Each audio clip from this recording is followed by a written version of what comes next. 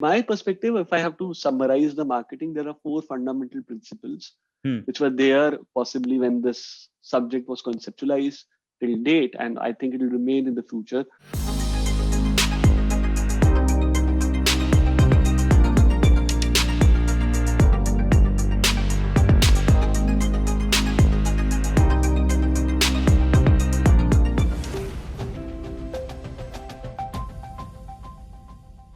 For the past year at Inside IIM, we have been conducting one-on-one career coaching sessions as counsel, short domain-specific courses as masterclasses, and university-affiliated certificate programs. Now, we are extremely excited to announce that we have a new home for all these highly rated programs in altuni.in. So, if you are looking to earn a high salary, get a promotion, switch jobs, click on the link in the description or just visit altuni.in. Thank you, enjoy the video, and don't forget to press the bell icon to never miss an update. Cheers.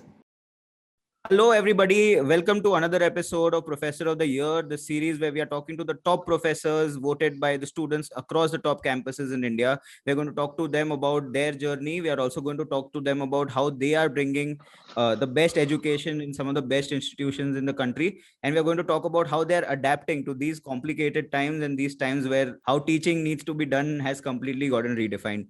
So with that in mind, today we've got Professor Manoj Motiani. He's a associate professor at IIM Indore. He's done his fellowship program from IIM Ahmedabad, and before that, he has done his MBA from XIMB. Thank you so much for joining us, Professor. Thank you, Kunj. Finance used to be finance, and now it's fintech.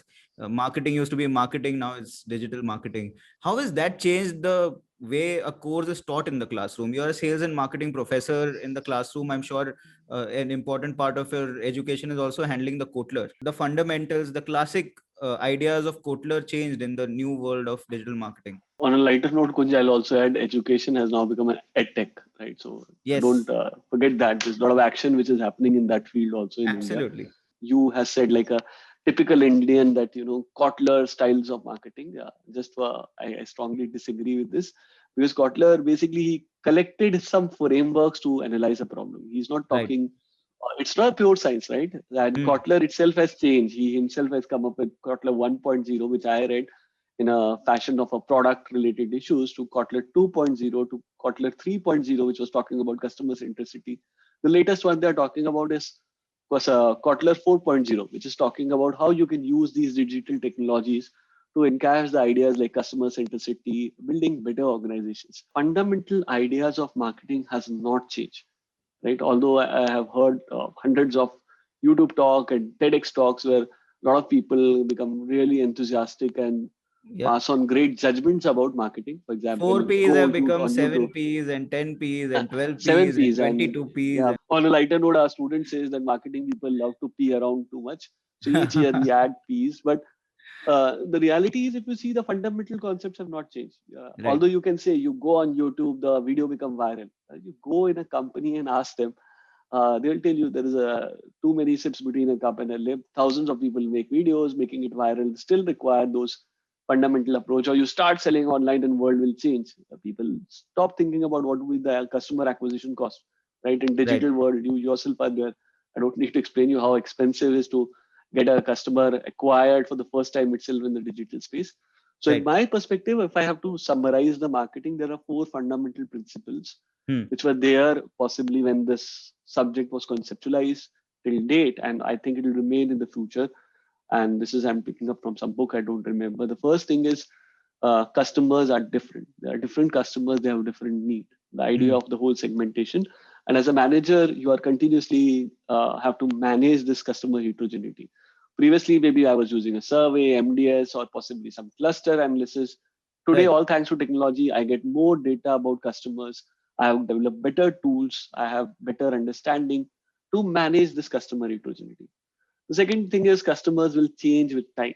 And when they will change, you have to manage customer dynamics. So if Maggie wanted to sell noodles when I was 8 or 10 years ago, then they were saying it's a snack. And today they are talking about being healthy noodle. And I'm sure by the time I'll retire, there'll be surely a sugar-free, diabetic, better Maggie which would be launched.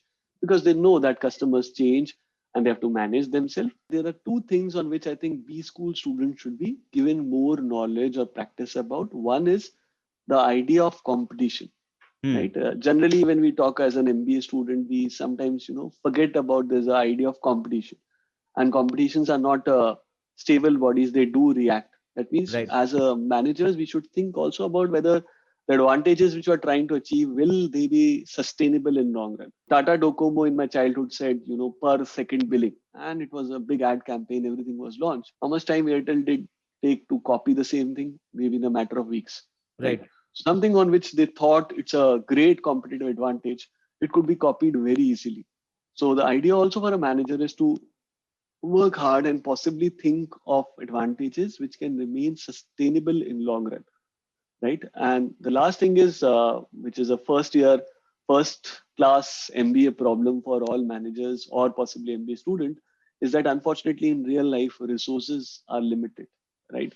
You have a limited amount of money, you have a limited amount of time, management power, and as a manager, you have to take a trade-off. You have to always Right. take a optimal trade-off. If you are someone who is aspiring for marketing, I think even if you have not read book, there's no need to read any book, but start developing this habit of observing why Hmm. things are happening in a certain fashion. That will give you a great interest. And the good part of I'm lucky to teach marketing because you don't have to say to a student, imagine something.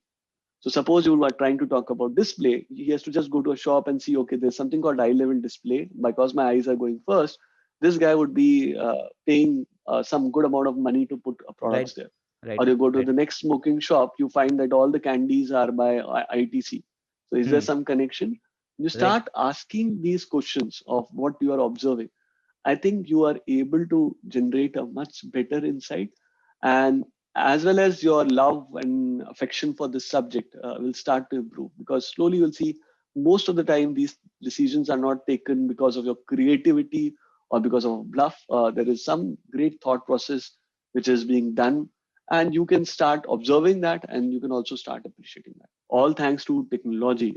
There are few fundamental shifts which have happened, much bigger than possibly what people were able to imagine. And it is, though changes were there, right? When I was young, I remember some people made a prediction that modern trade one fine day in India would be so big that 15 to 20% trade will come from modern trade. You can even Right. check, those reports are still available some 15 years ago, but it didn't happen.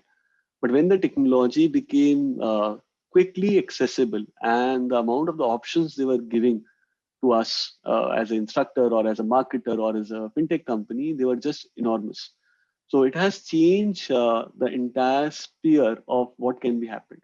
Good part is now there is some sort of a democratic system which has come in Hmm. because of technology. So maybe 10 years ago, if you wish to do a course, possibly from Harvard about economics, it was close to impossible. Today, you Right. can go on EDX and do that course for free, right? So it has created a lot of democratic system in terms of access which people have. These technological tools have also helped people to identify smaller groups with different requirement and coming up with tailor-made solutions.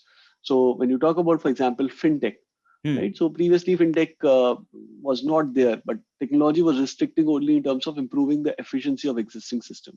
You had technology like blockchain, or go back further, you talk about computerization, making things Right. faster. You can withdraw money from ATM. Now, these technologies are now shaping up into companies which are able to work closely in the space which was untapped with by these big banks or big companies, and coming up with a lot of creative solutions. Recently, doing a startup bootcamp at IIM Ahmedabad, CI.co had conducted with fintech. So there were a lot of new small ideas which are coming up so quickly. For Hmm. example, when you look into terms of getting loans, maybe some 5 years ago, you had only one option, that if you want to go take a loan, either go to a loan shark, or the second option is you go to an organized sector. Now there are 100 odd companies which are coming, companies like Rupee Circle, specifically talking about giving loans, or Right. possibly in terms of getting an access. The best example could be Paytm, right? You have a wallet on your phone where you can use to give a transfer of the money. There is a cred which is saying, okay, I can manage your credit cards, payments. So wherever there were pain points, and I think the pain points were existing long ago, many times we were not able to identify it in the sense because we knew there's no option. But Right. now with these technologies coming up, I think, and all thanks to the smart entrepreneurs and great people who are working on these problems, there are a lot of problems which people are trying to solve. or possibly if you go in marketing, right? When you talk about digital marketing, I myself worked as a manager. Digital was not something about which people were saying, but today, do you think when you are talking about your ad campaign, managing your Hmm. social media accounts for your company, or managing the last mile distribution, or possibly ensuring the relationship with your channel partners, everything is getting connected with the help of digital. Right. So overall system is becoming more and more efficient. The only risky part, which I think is, uh, it's important, it is growing big, but sometimes we start believing that one fine day it will beat the need of humans, Hmm. right? So many companies have learned that lesson a hard way, that yeah, you still need a set of good managers to utilize those technologies in a good fashion. So yes, you might AI, using your AI for customer insight is good, but you need to also have a system which can figure it out that machine is finally a machine. If you are an MBA aspirant or possibly was in the field, you know the bigger task is not to get afraid or bogged down with these technologies, but utilizing these technologies to go back to the fundamental part. Wonderful. Okay, Professor, last question, and this is more about the students who are going through a tough time right now, figuring their careers out, figuring their education out. What is your message to these students?